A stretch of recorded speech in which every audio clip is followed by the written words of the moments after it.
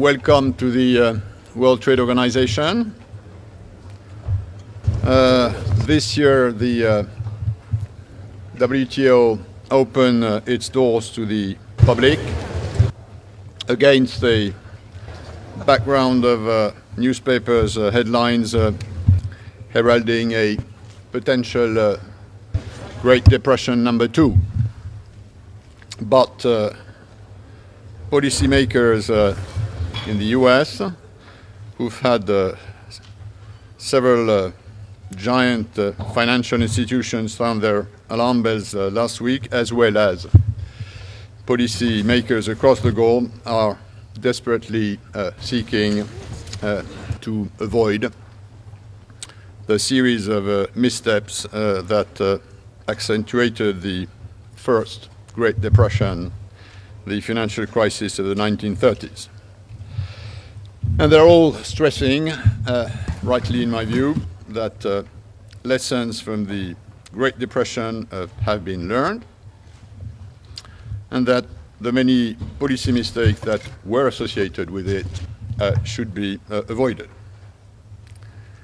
But one of the important lessons of the Great Depression, which we must not forget, is that protectionism and economic isolationism does not work. It did not work at the time, and how could it work in today's world, which is vastly more integrated?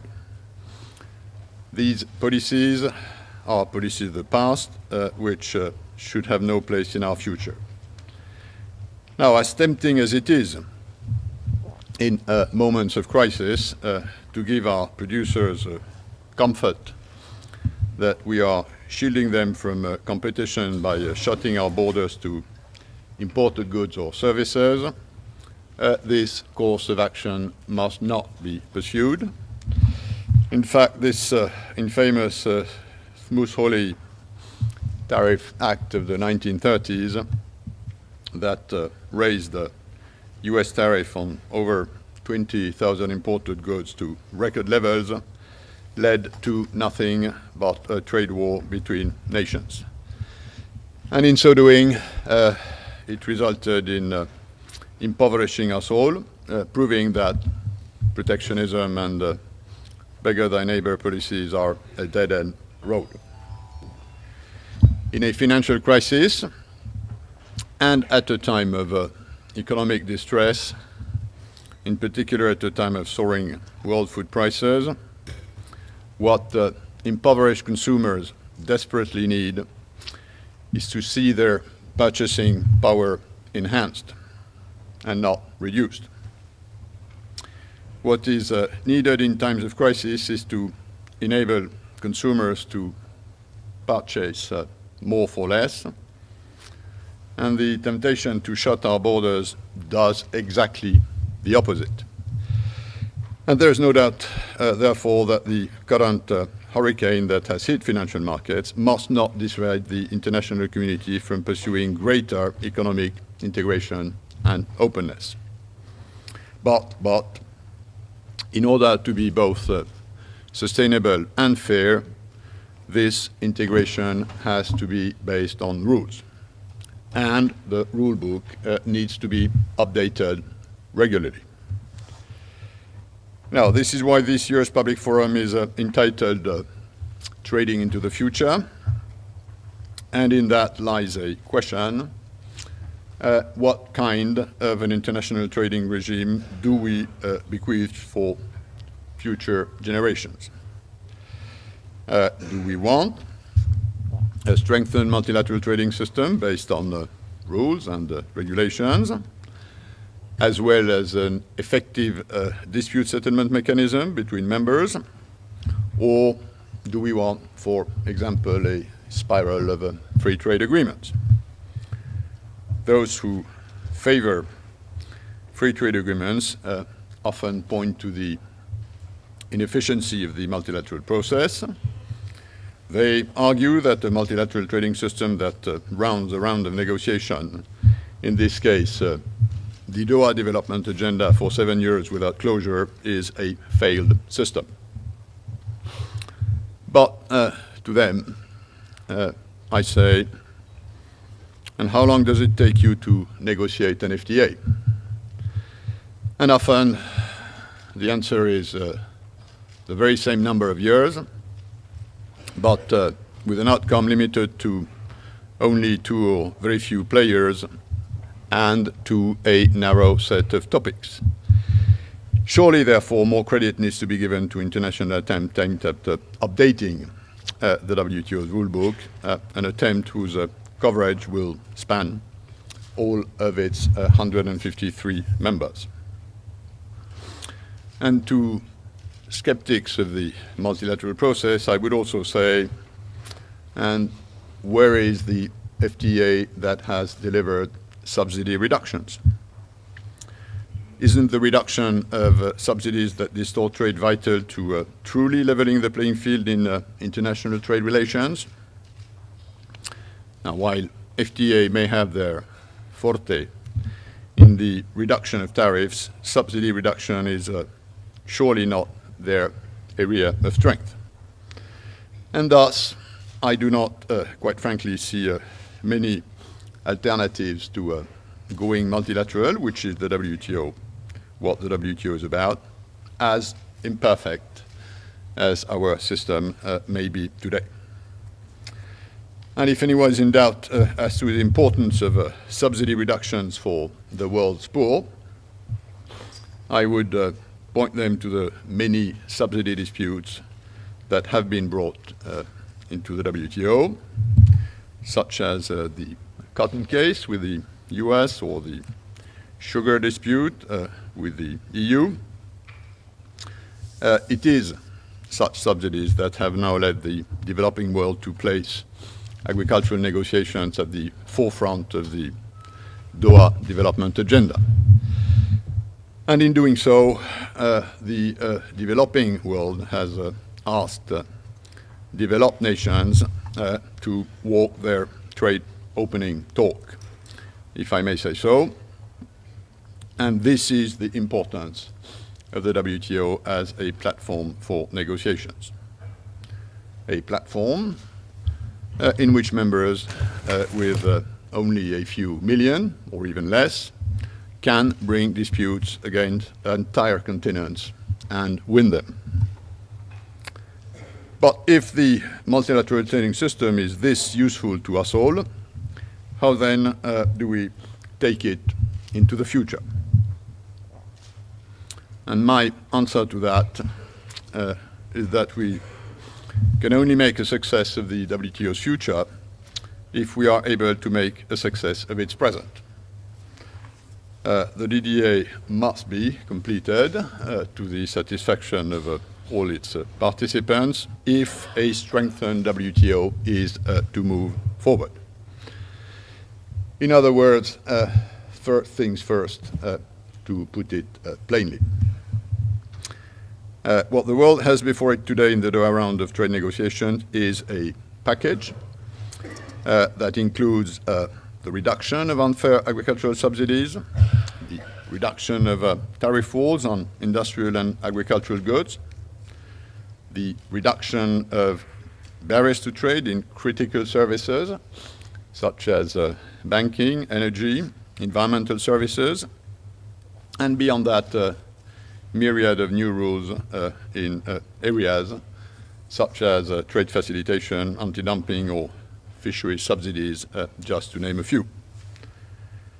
This in order to bring the trading system up to speed with new market realities.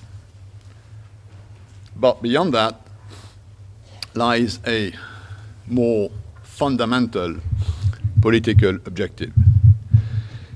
The Doha Round is about renewing the affectio societatis, the vows of the original WTO contract, its two fundamental principles being, one, that contributions to more open trade be made on the basis of the members' level of development, and two, that members be bound by a set of the international obligations.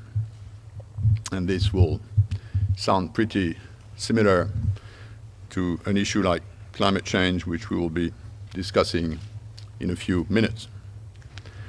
Now, despite the setback that Doha negotiations suffered last July, talks have once again been restarted with the aim of completing a deal on the parameters for tariff and subsidy reductions by the end of this year, what in our jargon we call modalities.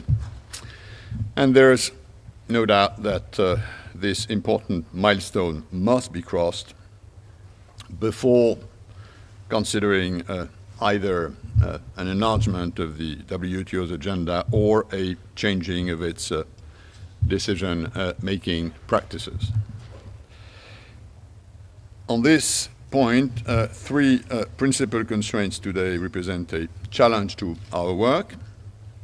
The first is the bottom-up approach, under which members must themselves always take the lead in tabling negotiating proposals and compromise solutions. The second is the principle of the single undertaking, which implies that in a round of negotiations with 20 different topics, nothing is agreed until everything is agreed. And the third is the decision-making by consensus, which is reasonably close to unanimity. Now, these three factors combined have no doubt slowed the negotiating process, but they are also essential for the legitimacy and the balance of any negotiating outcome. And I'm firmly of the views that with these factors, the Doha Round must simply make do. And I personally do not believe that it is the time to launch a parallel negotiation on how to negotiate. That may be an idea, but it's an idea for later.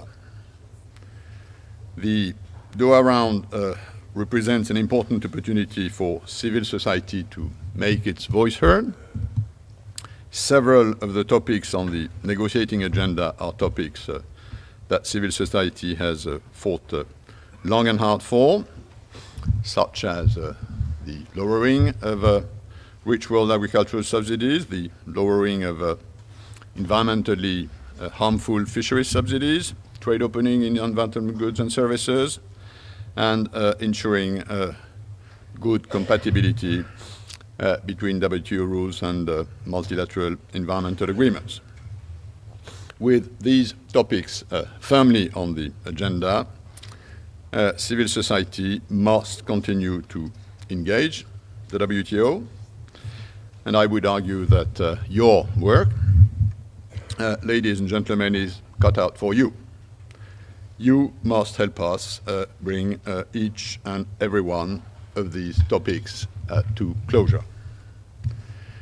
Some of these topics, if successfully addressed, can already go a long way towards addressing problems such as the food price crisis or climate change, the reduction of agricultural tariffs and subsidies would allow agricultural production to shift more towards the developing world, where most of the potential lies, enabling supply to better adjust to demand, and easing the structural causes of the food crisis. Similarly, and we'll come back to that, trade opening in environmental goods and services, and in particular in climate-friendly technology, can make vital pollution prevention and reduction equipment more accessible to countries in need, thereby easing this climate crisis. At our public forum last year, I cited to you some of the success stories that civil society has had in influencing the WTO agenda, most notably in the area of TRIPS and access to medicines. Just yesterday, we saw the first shipment of AIDS generics from Canada to Rwanda under the provisions resulting from the Doha mandate. And today, I call on civil society to continue bringing its ideas and solutions forward, and it's only with your active participation that the WTO can come to reflect the type of arrangements and institutions you seek for the future. This forum, organized through the usual bottom-up approach, is your forum. You have set the agenda. You have organized the many sessions that will take place over the course of today and tomorrow. All we've given you is the venue, but the most important thing we give you in these few days is our attention for WTO members, for the Secretariat staff. This is listening, and as we all know, listening time is learning time. So let me conclude this introduction by thanking you for making this year's forum possible. Thank you.